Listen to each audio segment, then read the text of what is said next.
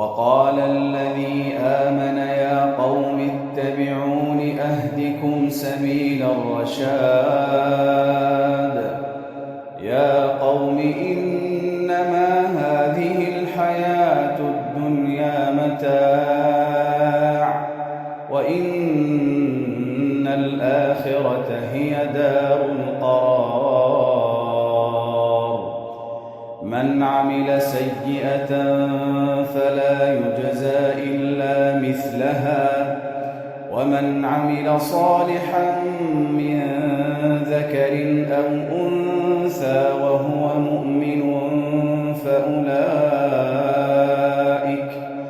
فأولئك يدخلون الجنة يرزقون فيها بغير حساب ويا قوم ما لي أدعوكم إلى النجاة وتدعونني إلى النار تدعونني لأكفر بالله وأشرك به ما ليس لي به علم وأنا أدعوكم إلى العزيز الغفار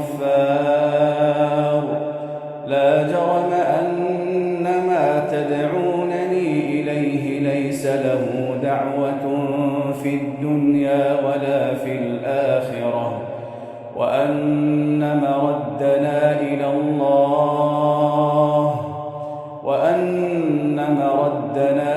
الله وأن المسرفين هم أصحاب النار فستذكرون ما أقول لكم وأفوض أمري إلى الله إن الله بصير بالعباد فوقاه الله سيئات ما مكروا وحاق بآل فرعون سوء العذاب النار يعرضون عليها غدوا وعشيا ويوم تقوم الساعة أدخلوا آل فرعون أشد العذاب وإذ يتحاجون في النار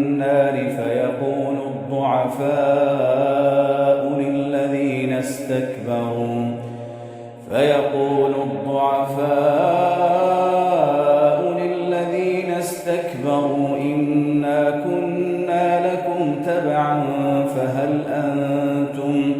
فهل أنتم مغنون عنا نصيبا من النار قال الذين استكبروا إنا كل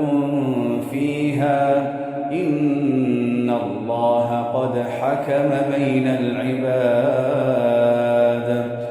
وقال الذين في النار لخزنة جهنم ادعوا ربكم يخفف عنا يوما من العذاب قالوا أولم تك تأتيكم رسلكم بالبينات قالوا بلى قالوا فادعوا وما دعاء الكافرين إلا في ضلال